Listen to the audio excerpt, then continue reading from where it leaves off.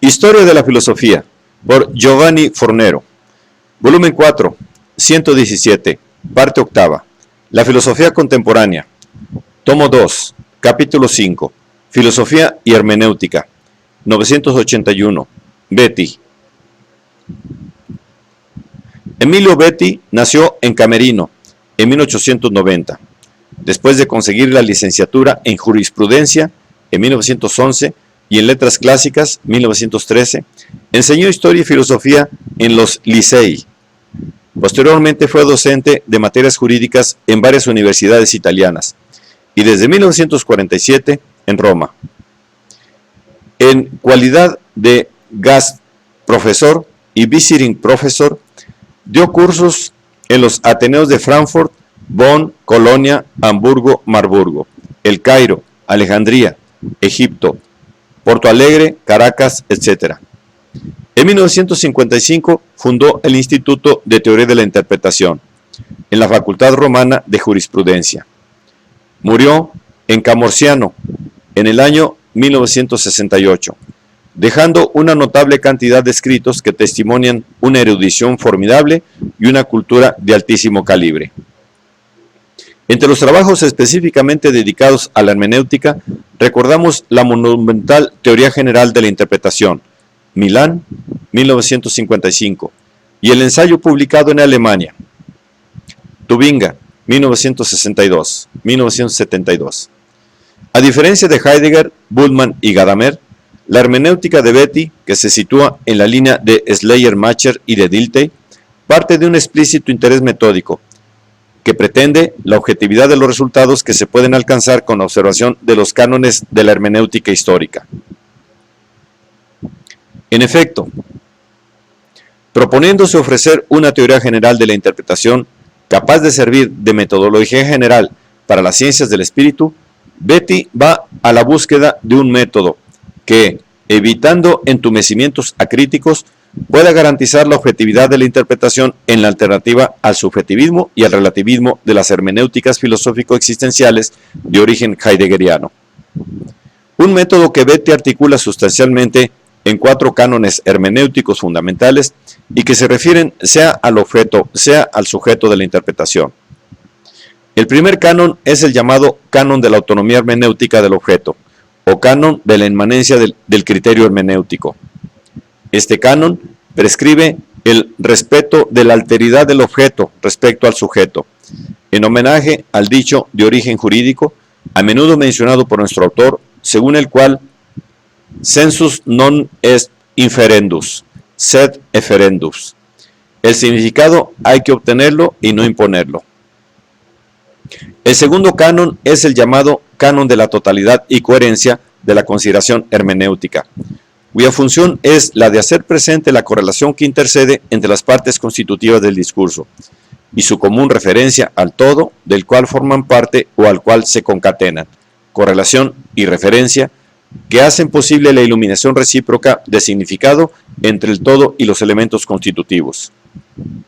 El tercer canon es el llamado canon de la actualidad del entender, según el cual el intérprete es llamado a recorrer nuevamente en sí mismo el proceso genético y de este modo a reconstruir desde dentro y a resolver cada vez en su propia actualidad un pensamiento, una experiencia de vida, a través de una especie de transposición en el círculo de la propia vida espiritual, en virtud de la misma síntesis con la cual lo reconoce y reconstruye, obviamente sin perder de vista la autonomía hermenéutica del objeto prevista en el primer punto. El cuarto canon, el llamado canon de la adecuación del entender o canon de la recta correspondencia o consonancia hermenéutica, prescribe una apertura congenial y fraterna del sujeto interpretante respecto al objeto interpretado. Si es verdad que solo el espíritu habla al espíritu, también es verdad que solo un espíritu de igual nivel y congenialmente dispuesto es capaz de entender de un modo adecuado el espíritu que le habla. No basta un interés efectivo por entender, por más vivo que éste pueda ser. Se necesita también una apertura mental que permita al intérprete situarse en la perspectiva justa, más favorable para describir y entender. Se trata de una actitud estética y reflexiva a la vez, que bajo el aspecto negativo se pueda caracterizar como humildad y abnegación de sí, y reconocer en un honesto y decidido prescindir de los propios prejuicios y hábitos mentales obstaculizadores, mientras que bajo el aspecto positivo se pueda caracterizar como amplitud y capacidad de horizonte, que genera una disposición congenial y fraterna hacia aquello que es objeto de interpretación. Junto a estos criterios, Beatty enuncia también 4 momentos teoréticos del proceso interpretativo: el filológico, el crítico, el psicológico, dirigido a ahondar en el mundo interior del autor, y el técnico morfológico, dirigido a entender el sentido del mundo objetivo espiritual a la medida de su particular ley de formación. Sobre la base de estos momentos, Beatty formula aquellos que él cree que son los tipos fundamentales de la hermenéutica, dentro de los cuales se sitúa toda posible forma interpretativa. 1. La interpretación de reconocimiento se fija en la comprensión o recognición de la obra filosófica, literaria, etc. en sí misma. 2. La interpretación reproductiva, que se fija en reproducir y en comunicar una experiencia ajena, interpretación musical, teatral, dirección, etc. 3. La interpretación normativa, dirigida a ofrecer normas o directrices de acción, interpretación jurídica, religiosa, ética, etc. El ideal de una hermenéutica objetivística y metódicamente adiestrada para impedir las degeneraciones subjetivísticas de la labor interpretativa conduce a Beatty a polemizar agriamente contra Gadamer y Bullmann. Ante todo, Beatty hace notar cómo Gadamer, aún remitiéndose a Kant, en realidad ha traicionado el sentido de su planteamiento crítico. En efecto, el autor de Verdad y Método no se habría dado cuenta de que el problema gnoseológico, también subyacente a la propia teoría de la interpretación, no es una quaestio facti, sino una quaestio iuris. Es una cuestión de legitimidad que se resuelve a asegurar, como de hecho sucede, la actividad interpretativa, sino en saber cómo en dicha actividad nos debemos regular.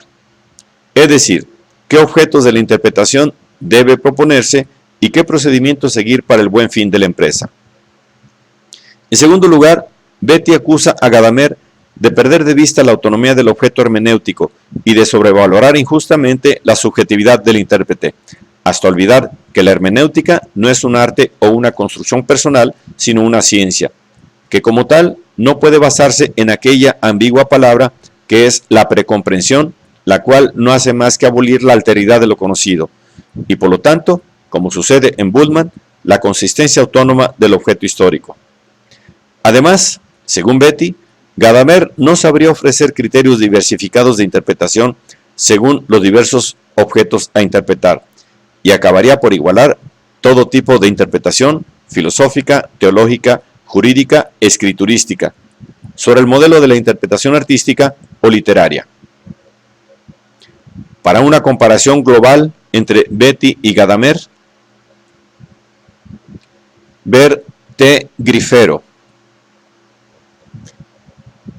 En fin, contra Bullmann, que ha hecho de la relación vital del intérprete con la cosa interpretada uno de los presupuestos clave de la interpretación, y contra Gadamer, que ha subrayado la prioridad del momento aplicativo, Beatty, poniendo en guardia contra modos de pensar que, a su parecer, abren las puertas del arbitrio subjetivo, se esfuerza en distinguir entre, inciso A, la Bedeutung, o sea, el significado objetivamente reconstruible de un hecho histórico, y la Bedeutsamkeit, o sea, la significatividad que un cierto hecho puede tener para el intérprete actual. Inciso B, el entender objetivo y la distribución o la donación subjetiva de sentido, que es típica, por ejemplo, de la teología, la cual, según nuestro autor, cae fuera de una teoría general de la interpretación científicamente entendida. La obra de Beatty, que culturalmente ha quedado como un aislado, ha encontrado un eco más bien modesto, tanto en Italia como en Alemania, a pesar de la traducción al alemán por parte del propio Beatty de su obra. Solamente después de la muerte del estudioso se ha empezado a hablar de su obra y a considerarla como una de las expresiones notables de la hermenéutica actual.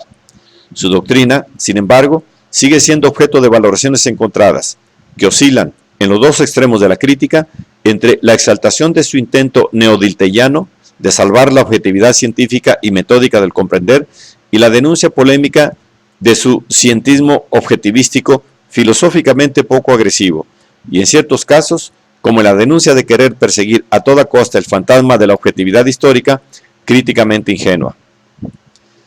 Más recientemente, y en un tono más moderado, T. Grifero, tras los pasos de P. Sondi, ha escrito que la teoría hermenéutica de Betti se presenta como un historicismo a medias, un perspectivismo moderado, cuya exigencia de relativa objetividad de la interpretación, aunque sea posible pensar que la derive del patos de la certeza jurídica, representa algo urgente también para la hermenéutica actual, por lo menos para aquellos que no se contentan en el omnicomprensivo concepto de circularidad, que demasiado a menudo acaba por dispensar la interpretación de la crítica de sus propias modalidades cognoscitivas. Entre aquellos que se vinculan de hecho a los planteamientos objetivísticos de Betti, encontramos a Eric D. Hirsch, autor de Validity in Interpretation, New Haven, Londres, 1967, el cual, quizás con mayor sagacidad y experiencia que Betti en la asunción de metodologías propias de las nuevas disciplinas lingüísticas y semiológicas, así como de criterios seleccionados de la filosofía analítica, como Betti, se preocupa de que sean salvaguardados los criterios de la objetividad de la interpretación, a fines de una reconstrucción rigurosa de las intenciones efectivas del autor. El deseo de salvaguardar la autonomía de los textos se encuentra también en el ámbito de un original pensamiento de las relaciones entre teoría hermenéutica exegética y hermenéutica filosófica y existencial, en el pensamiento de Bernard Lonergan, 1904-1984.